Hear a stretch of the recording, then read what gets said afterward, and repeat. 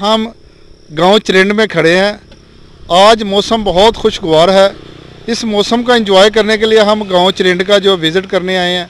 यहाँ पर हमारे पास मौजूद है, ये एक टाउन बना हुआ है। ये खुशगवार माहौल में इनसे पूछते हैं कि ये टाउन क्यों बनाया है, क्योंकि ये हमें तो बहुत वीराना इलाका लग रहा है। इनके मुताबिक ये क्या सोच रखते हैं, इनसे पूछते हैं जी।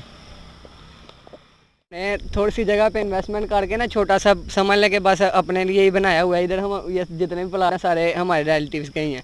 हमने ज़रा के समझ लेके ये एक जो होता है नेचुरल कुदरती मतलब माहौल पसंद करते हैं। इस वजह से हम इधर साइड पे आए हुए हैं, तो इस वजह से हमने इधर मतलब बनाया है। ये आप किस सोच के साथ इस जगह पे आए हैं?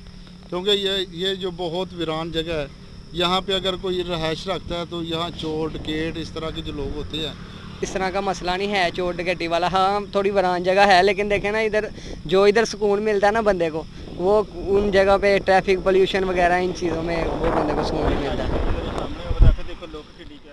भट्टी साहब ने बताया कि यहाँ पे एक अलहदा माहौल देना चाहते हैं, खुशगवार माहौल देना चाहते हैं, अच्छा माहौल देना चाहते हैं, मगर हमें देखने में आया कि यहाँ कोई ऐसी चीज़ नज़र नहीं आ रही। और हमारा कैमरा मैन दिखाया कि ये जो टाउन बना रहे हैं, जिस जगह पे टाउन बन रहा है, वो किस पोजीशन में है।